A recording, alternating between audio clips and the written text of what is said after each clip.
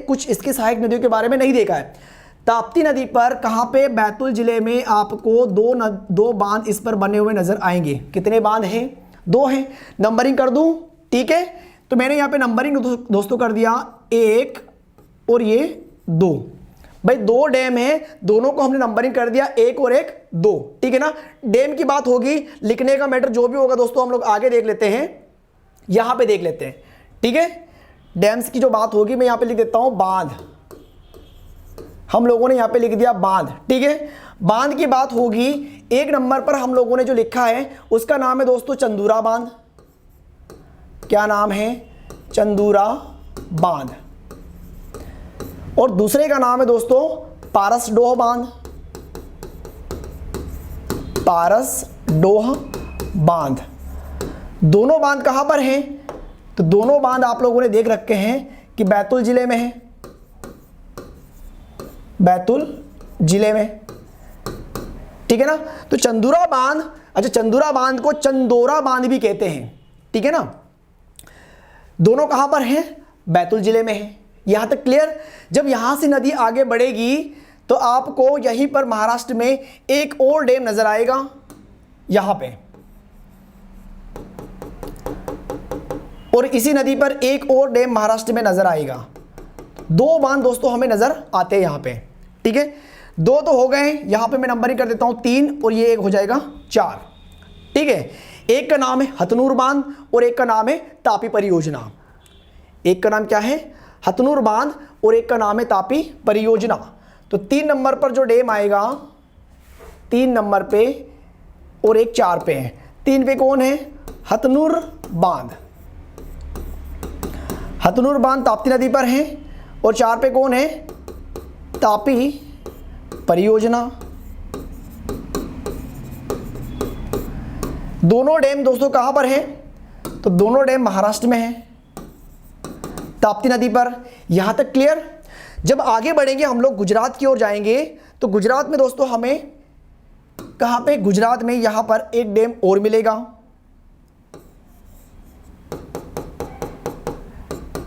पांच उकाई बांध है इसका नाम, या उकाई परियोजना, ठीक है ना। क्या नाम है?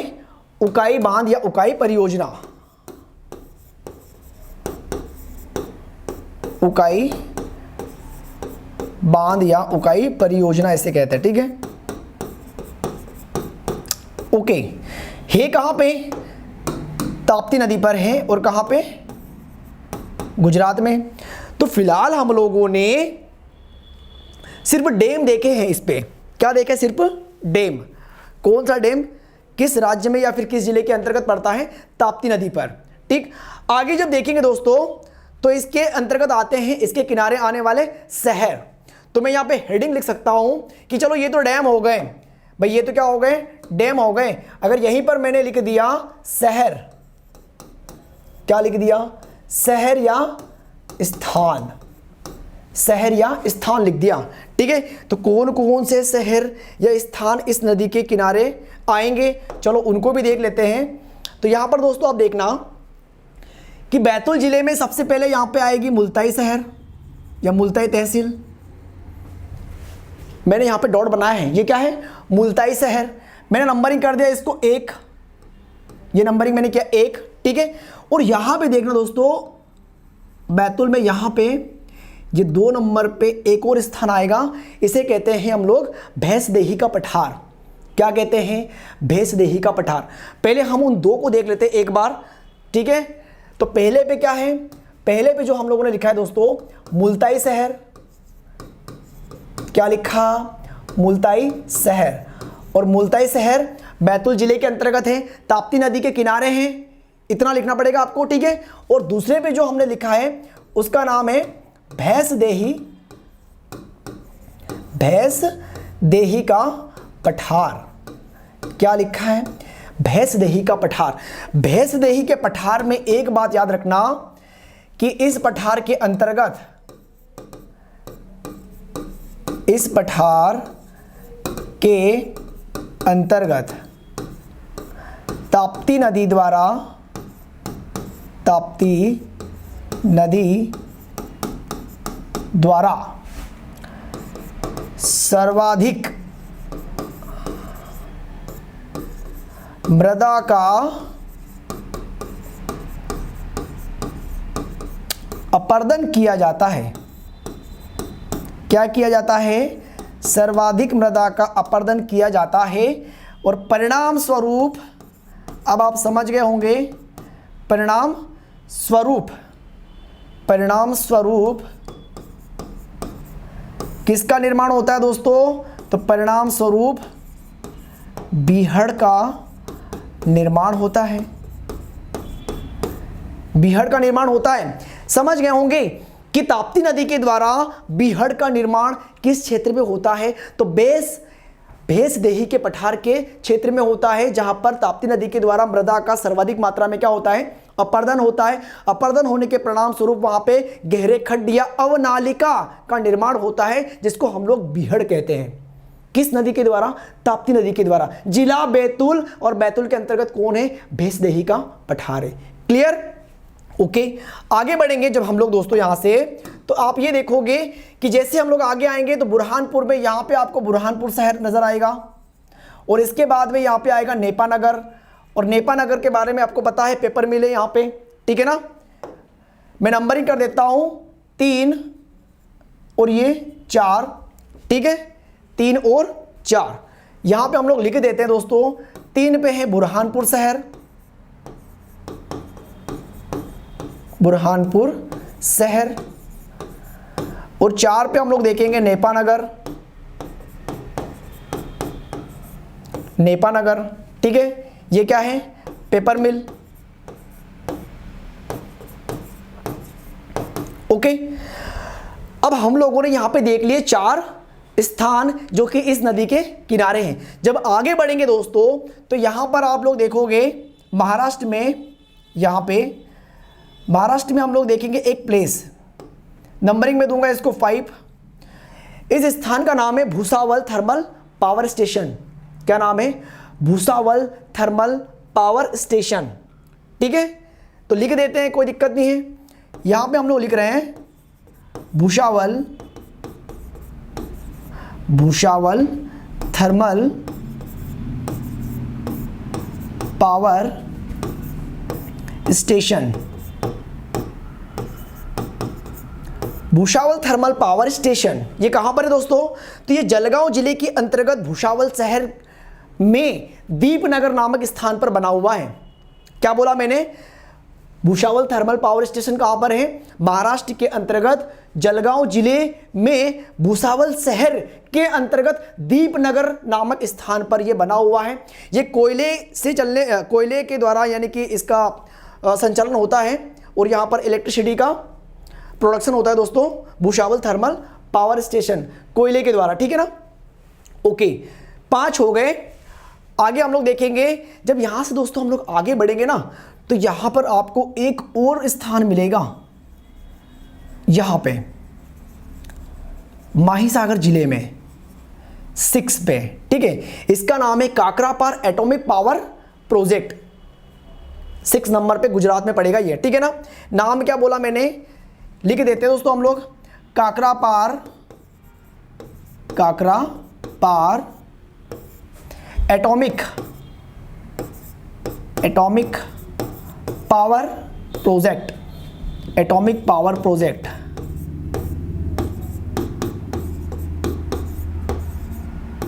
काकरापार एटॉमिक पावर प्रोजेक्ट कहां पे है?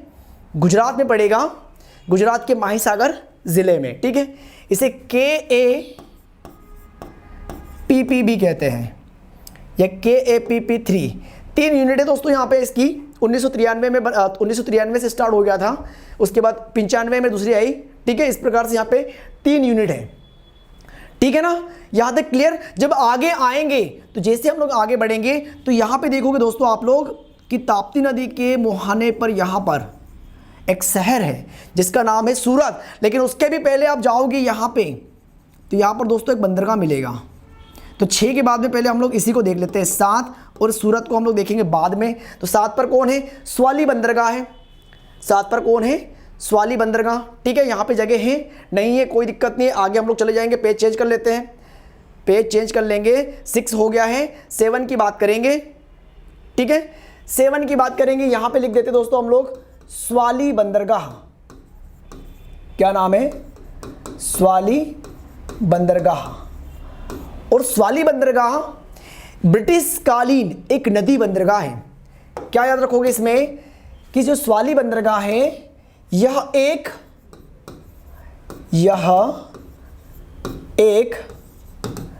ब्रिटिश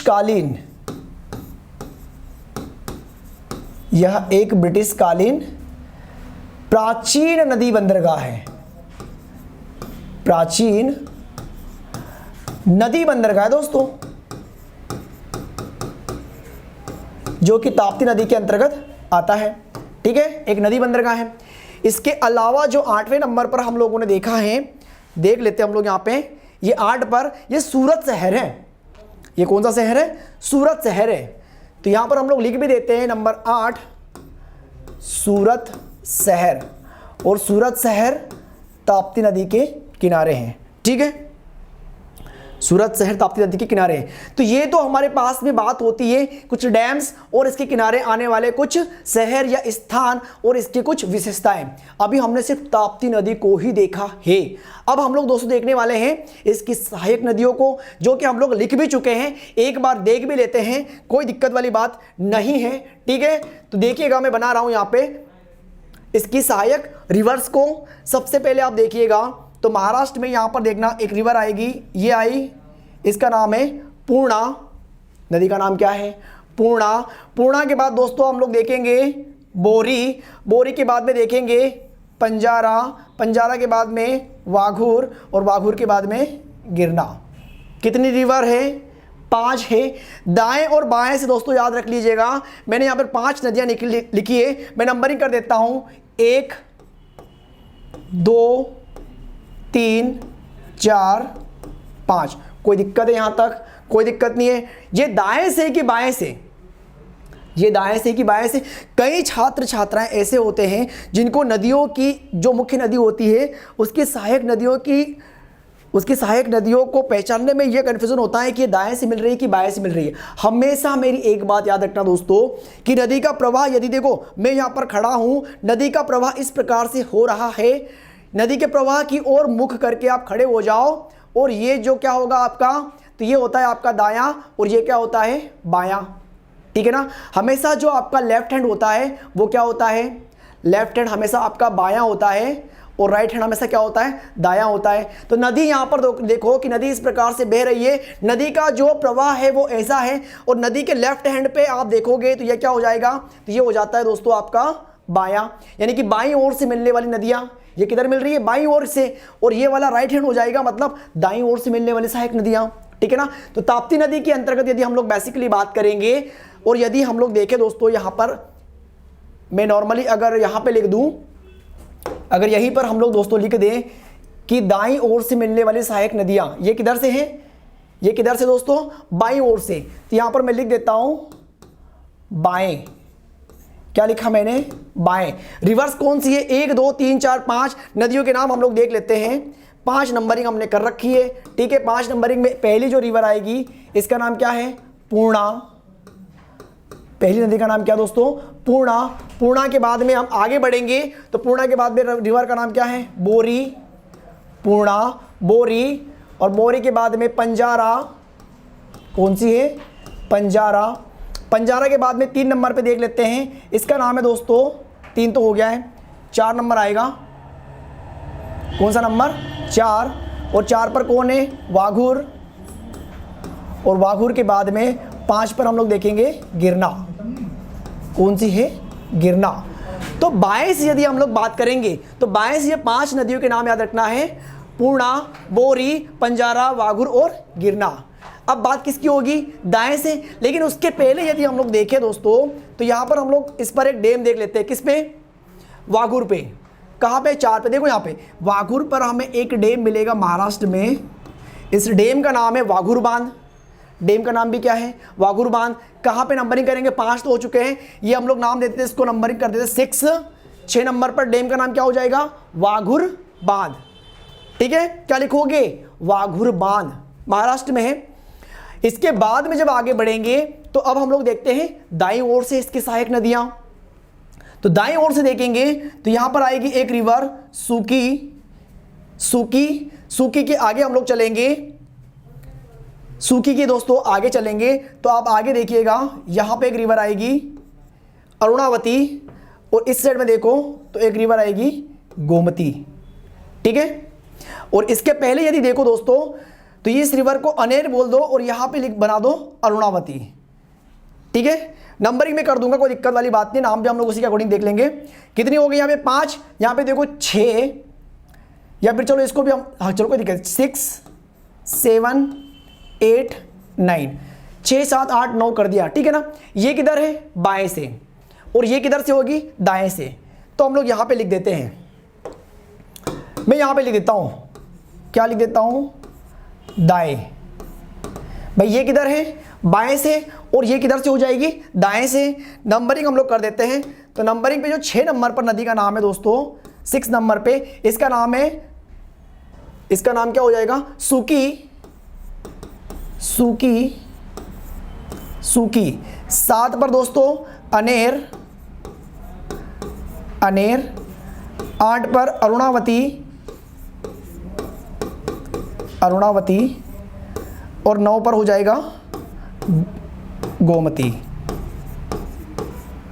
ठीक है, तो दाएं और बाएं से जो रिवर्स इसकी सहायक नदियां हैं वो भी हम लोगों ने देख ली है। एक बात दोस्तों और याद रखना कि ताप्ती नदी अपवाह तंत्र के अंतर्गत, क्या बोला मैंने, ताप्ती नदी अपवाह तंत्र के अंतर्गत इस अनेर नदी पर आपको एक बांध मिलेगा जिसे हम लोग अनेर बांध ही कहते हैं। नंबर क्या हो जाएगा 7 हो जाएगा। ठीक है, तो ये 7 बांध भी हो जाएंगे, इसकी सहायक नदियां हो जाएगी, और इसके अंतर्गत आने वाले या इसके किनारे आने वाले शहर या प्लेसेस भी हो जाएंगे, और खुद इसकी भी बहुत सारी विशेषताएं हो गई है ताप्ती नदी अपवाह तंत्र के अंतर्गत, जिसका ओवरऑल कंटेंट दोस्तों आप लोगों के पास में मैंने यहां पर लिख भी दिया है सभी चीजें। ठीक है, तो इस प्रकार से यदि आप लोगों ने एक सीक्वेंस में दोस्तों शुरू से लेकर एंड तक पढ़ा होगा तो आपको रियलाइज होता है कि ताप्ती नदी अपवाह तंत्र के अंतर्गत भी कितना सारा कंटेंट सिर्फ एक थ्योरिकल पार्ट के रूप में नहीं, बल्कि हम लोगों ने पूरा का पूरा हैंड मैपिंग के माध्यम से पढ़ा है सभी चीजों को, तब जाके ये ओवरऑल कंसेप्ट हमारे क्लियर होते हैं। ठीक है ना, तो इसी प्रकार से आपको सभी सब्जेक्ट पढ़ना है, और हम लोग जल्दी मिलते हैं जस्ट इसके अगले लेक्चर में मध्य प्रदेश में अपवाह तंत्र के अंतर्गत एक नए अपवाह तंत्र के साथ में। तब तक के लिए बहुत बहुत धन्यवाद।